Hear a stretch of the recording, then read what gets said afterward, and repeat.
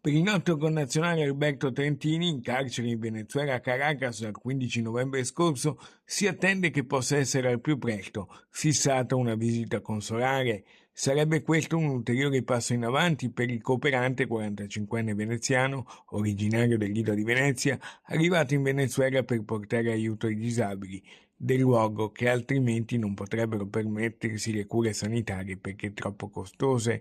È iniziata nel frattempo la 12ª settimana del digiuno a staffetta a cui stanno partecipando dal scorso 5 marzo quasi 2000 persone.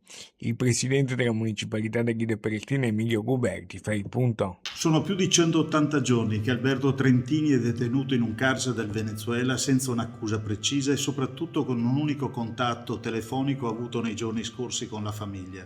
È una vicenda assurda, soprattutto se pensiamo che il Venezuela vuole considerarsi un paese civile. Mi stringo quindi alla famiglia, alla loro angoscia, all'angoscia di mamma Armanda, del papà Ezio, e con l'augurio che presto questa vicenda possa risolversi e Alberto possa tornare a casa a riabbracciare i suoi cari.